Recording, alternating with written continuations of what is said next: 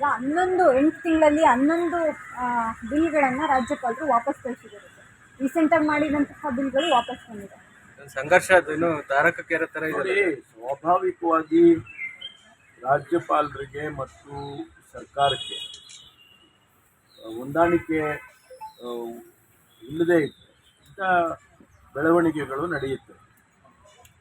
ಇಲ್ಲಿವರೆಗೂ ಯಾವುದೇ ಬಿಲ್ಗಳು ಒಂದೋ ಎರಡೋ ಯಾವುದಾದ್ರೂ ಕ್ಲಾರಿಫಿಕೇಶನ್ಸ್ ಕೇಳಿದ್ಬಿಟ್ರೆ ಯಾವುದು ಕೂಡ ನಮಗೆ ಈ ರೀತಿ ಸಾರಾಸಟ್ಟಾಗಿ ವಾಪಸ್ ಕಳಿಸಿದಂಥ ಉದಾಹರಣೆಗಳು ಕಡಿಮೆ.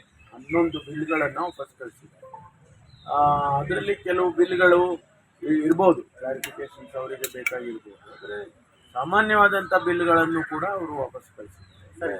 ಎಲ್ಲೋ ಒಂದು ಕಡೆ ರಾಜ್ಯಪಾಲರಿಗೆ ನಮ್ಮ ಸರ್ಕಾರದ ಮೇಲೆ ಅಷ್ಟೊಂದು ವಿಶ್ವಾಸದ ಕೊರತೆ ಆಗಿದೆ ಅನ್ನೋವಂಥ ಒಂದು ಸಂದೇಶ ಸಿಗ್ತಾ ಇದೆ.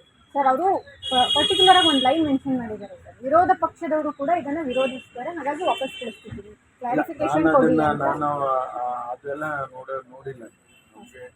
ನಮಗೆ ಅದೆಲ್ಲ ಸಿಗೋದಿಲ್ಲ. ನಿಮ್ಗೆ ಅದೇನು ಸಿಗ್ತದೋ ಗೊತ್ತಿಲ್ಲ. ರಾಜ್ಯಪಾಲರ ನೋಟು ನಮಗೆಲ್ಲ ಸಿಗಲ್ಲ. ಸರ್, ವಿಪಕ್ಷದಲ್ಲಿದ್ದಾಗ ನಿಮಗೆ ಸಿಕ್ಬಿಡುತ್ತೆ.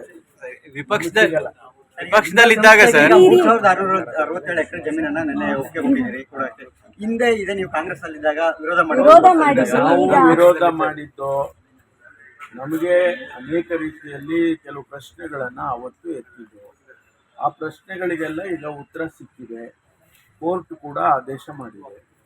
ಕೋರ್ಟ್ ಡೈರೆಕ್ಷನ್ಸ್ ಕೊಟ್ಟಿರುವಾಗ ಎಕ್ಸಾಮಿನ್ ಮಾಡಿ ಅದಕ್ಕೆ ಏನು ಸ್ಥಳೀಯವಾಗಿ ಏನು ಬೆಲೆ ಇದೆ ಆ ಬೆಲೆ 1,50,000 ಬೆಲೆಯನ್ನು ನಿಗದಿ ಮಾಡಿ ಅಲ್ಲಿನ ಸಬ್ ರಿಜಿಸ್ಟ್ರಾರ್ ಬೆಲೆಯನ್ನು ತಗೊಂಡು ಬೆಂಚ್ ಮಾರ್ಕ್ ಆಗಿ ತಗೊಂಡು ಅದನ್ನೆಲ್ಲ ಪದ್ಧತಿಗಳು ಏನೇನು ಮಾಡಬೇಕು ಅದೆಲ್ಲ ಮಾಡಿದ್ದಾರೆ. ಮಾಡಿದ ಮೇಲೆ ವಿ ಆರ್ ಕನ್ವಿನ್ಸ್. ಜೊತೆಗೆ ಇನ್ನೂ ಒಂದು ಏನಂತ ಹೇಳಿದರೆ, ಈಗ ನಾವು ಗ್ಲೋಬಲ್ ಇನ್ವೆಸ್ಟರ್ಸ್ ಮೀಟಿಂಗ್ ಮಾಡ್ತೀವಿ. ಈ ವಿಶ್ವದಿಂದ ಅನೇಕ ಜನ ಕೈಗಾರಿಕೋದ್ಯಮಿಗಳನ್ನು ಅಥವಾ ಇನ್ವೆಸ್ಟರ್ಸನ್ನು ನಾವು ಇಲ್ಲಿ ಕರಿತೀವಿ. ಪ್ರಪಂಚದಾದ್ಯಂತ ಬರ್ತಾರೆ, ಭಾಗವಹಿಸ್ತಾರೆ. ಅವ್ರಿಗೆ ಏನು ಹೇಳ್ತೀವಿ ನಾವು ಅಂತ ಹೇಳಿದರೆ, ನಿಮಗೆ ಕನ್ಸೆಷನ್ಗಳು ಕೊಡ್ತೀವಿ, ಪವರ್ ಕನ್ಸೆಷನ್ ಕೊಡ್ತೀವಿ, ವಾಟರ್ ಕನ್ಸೆಷನ್ ಕೊಡ್ತೀವಿ, ಲ್ಯಾಂಡ್ ಕೊಡ್ತೀವಿ. ಲ್ಯಾಂಡ್ ಕೊಡುವಾಗ ಕನ್ಸೆಷನ್ ಕೊಡ್ತೀವಿ. ಕೆಲವು ಸಂದರ್ಭದಲ್ಲಿ ಇನ್ನೂ ಕಡಿಮೆ ಬೆಲೆಗೆ ಕೊಡ್ತೀವಿ. ಇದೆಲ್ಲ ನಾವು ಇನ್ವೆಸ್ಟರ್ಸ್ ಮೀಟಿಂಗಲ್ಲಿ ಹೇಳ್ತೀವಿ. ಇಲ್ಲಿ ಇರ್ತಕ್ಕಂಥ ಇಂಡಸ್ಟ್ರಿಗಳಿಗೆ ಅವರಿಗೆ ಬಂದಂಥ ಸಂದರ್ಭದಲ್ಲಿ ಅದು ಅಪ್ಲೈ ಆಗಬೇಕಲ್ವಾ. ಹಾಗಾಗಿ ನಾವು ಇರೋರನ್ನೂ ಉಳಿಸ್ಕೋಬೇಕು, ಹೊಸಬರನ್ನು ತರಬೇಕು.